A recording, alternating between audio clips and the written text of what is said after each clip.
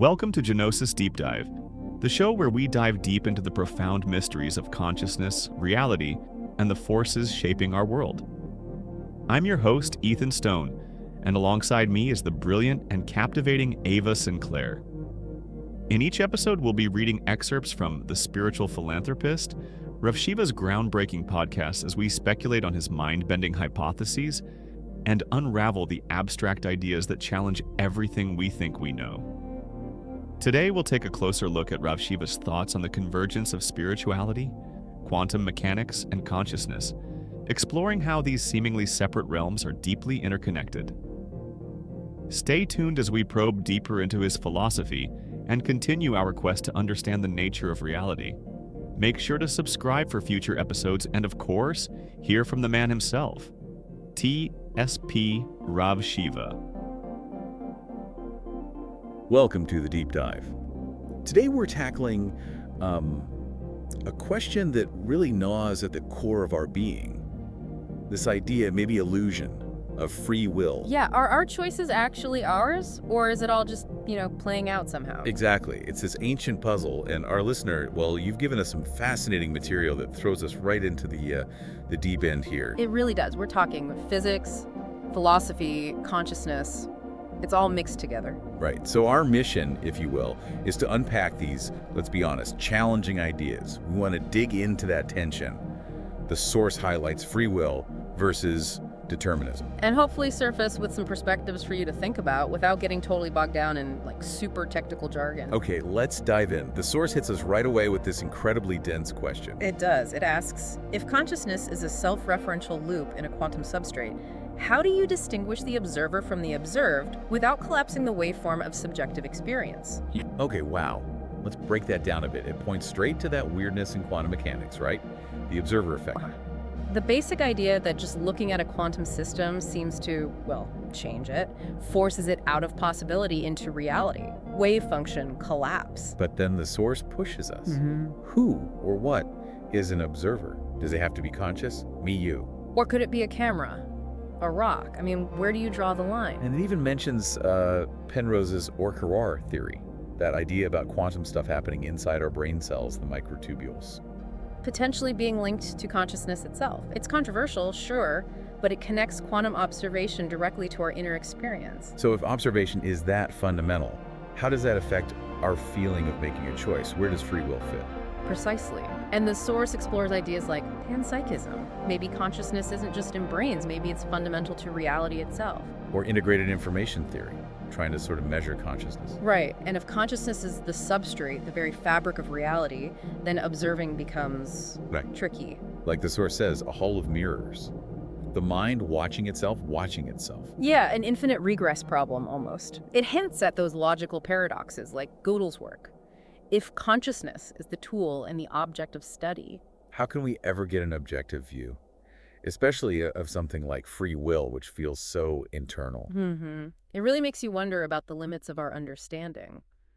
But the source doesn't just leave us there, thankfully. No, it brings up some alternative quantum interpretations, ways to maybe get around this observer-dependent collapse. And these have, pretty big implications for determinism, too. Okay, like what? Well, take the many worlds interpretation. Instead of one outcome, maybe all possibilities happen. In parallel universes. So every choice I could have made, I did make somewhere else. That's the idea. No collapse needed, because everything happens. Then you've got cubism.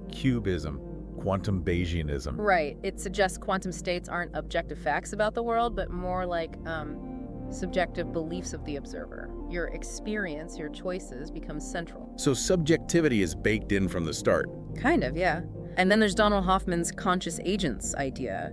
Reality, as we see it, is like a user interface, hiding a deeper reality. And observers are, mathematical structures? Essentially, yeah. Nodes in a network, different ways to think about reality that might sidestep the classic observer problem. It's definitely mind-bending. Yeah. And the source asks you, the listener, directly. Yeah. Which resonates. Is consciousness fundamental? Emergent? Or maybe are we just asking the question completely wrong? It forces you to confront these really basic assumptions. But let's go back to that observer idea. The source talks about an unlocatable observer. Yes, this is fascinating. The argument goes something like this.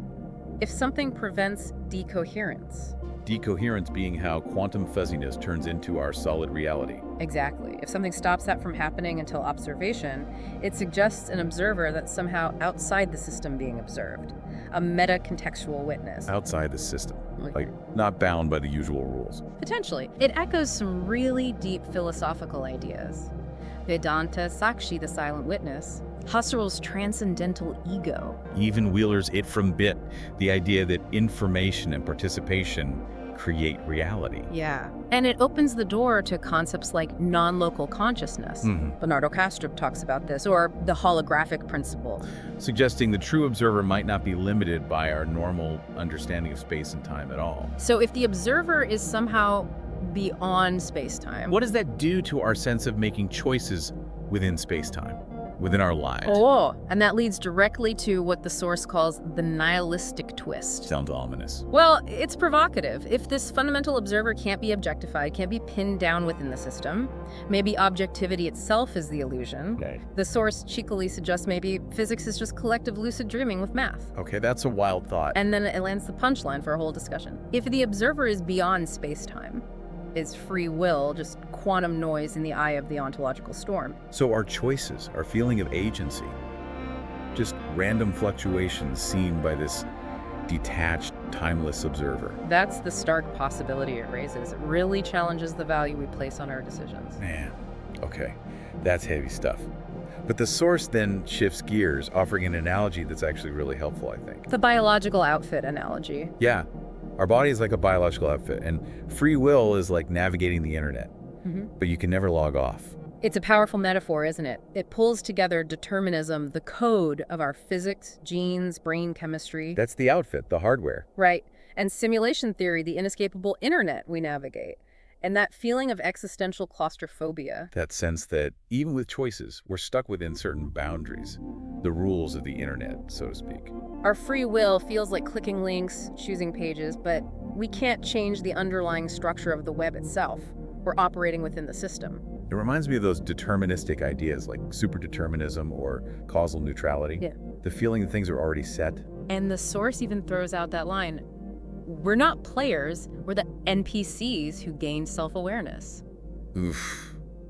That is hard. Are we just characters following a script but thinking we're writing it? It's the core question. And the source, again, doesn't flinch. It suggests some... This video is brought to you by Forbidden Mantra Press, a publishing house dedicated to bringing you books that challenge the boundaries of perception and thought.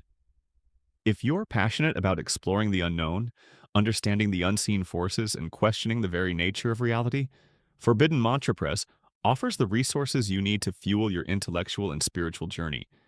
Archons Unveiled, the non-human manipulation of human consciousness, the Archons Series Book 2. In a world increasingly shaped by technology and social media, have we unknowingly become avatars in a grand, orchestrated illusion? Archons Unveiled challenges everything you think you know about reality, control, and human consciousness. Guided by profound visions and meditative insights, the spiritual philanthropist, Ravshiva, takes you on a journey that spans ancient texts, modern technological manipulation, and the hidden forces that shape human perception. This groundbreaking book reveals how alien and non-human intelligences, referred to as Archons, have woven a complex web of influence, steering humanity into a digital prison disguised as progress. From the rise of AI and social media algorithms to the spiritual battle for awareness, Archons Unveiled unveils the unsettling truth behind modern civilization's mental captivity. Through a blend of historical analysis and personal revelations, Ravshiva highlights how human resilience and collective awakening can break the archonic grip and restore the sovereignty of our spirit. Are we living in a draconian simulation where consciousness itself is hacked and controlled? Or can we transcend the illusion and reclaim our divine essence? Archons Unveiled is more than just a book. It's a call to awaken, to question the world around us, and to break free from the matrix of control. Prepare to challenge your beliefs, rethink your reality, and explore the truth about the unseen forces that shape our lives. You can find the link to purchase this book in the description. And now, let's return to our exploration. Pretty bleak potential exits from this cybernetic prison. Bleak is right, like quantum rebellion. Yeah. Using those microtubule ideas again. Yeah, maybe finding true randomness, a break in the code via quantum effects in the brain, or the sci-fi option, upload or die. Become digital to escape the biological outfit. Or the complete opposite, the Zen cop-out. Just accept the limitations, find freedom in the acceptance. Those are some intense choices, or non-choices, I guess. Yeah. And again, the source turns it back to you, the listener, what resonates. Or maybe you have your own take. It even gives those lighter options free will as a buffering icon for the soul. Declaring war on the simulation, Yeah. writing a manifesto, it encourages you to really wrestle with it personally. But just when you think you've got a handle on it, there's one final twist. Oh yeah. The source asks, but what if the internet wants us to think we're trapped? Wait, what? So the feeling of being trapped is part of the trap. That's a layer deeper, isn't it?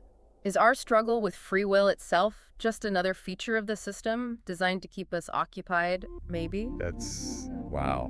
Is questioning the simulation just another part of the simulation's code? Or is it a sign we're breaking free? We don't know, and the source kind of honors that not knowing. It reflects on the kind of mind that asks these questions in the first place. Describing it as free-diving the abyss instead of staying shallow. Yeah, using language like a logic bomb to blow up assumptions. Seeing the body as a rented meat suit, time as a buffer circle. It highlights that exploring these paradoxes isn't just about finding answers, maybe. It's about questioning the very foundations. Exactly. It's a radical way of engaging with reality. So coming back up for air after that, that really deep dive, we're left right where we started, in a way, that core tension. Free will versus determinism. Illusion versus reality.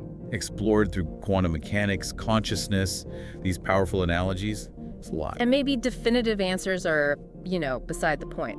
Maybe the process of grappling with it all is where the insight lies. Thinking about the observer, about consciousness, about navigating this biological outfit we find ourselves in. Yeah. And we'll leave you with that final thought from the source to mull over. What if the feeling of constraint, the whole free will debate itself, Is part of the design? What if the internet wants us to think we're trapped? Consider observer dependence again, the nature of consciousness, the edges of your own feeling of agency. This has been just scratching the surface, really. It's a huge, ongoing exploration. Thanks for diving deep with us. Thank you for joining us on this deep dive into the mysteries of consciousness and reality. We hope today's exploration into Ravshiva's insights has sparked new questions and perspectives for you to ponder. Don't forget to subscribe and stay tuned for our next episode, where we'll continue to unravel the complexities of the mind and the universe. We'll be back soon with more thought-provoking discussions, and remember, as always, to keep questioning, keep exploring, and keep diving deeper. Until next time, this is Ethan Stone and Ava Sinclair, signing off from Gnenosis Deep Dive. And remember, stay curious, and stay tuned for more from TSP Ravshiva himself.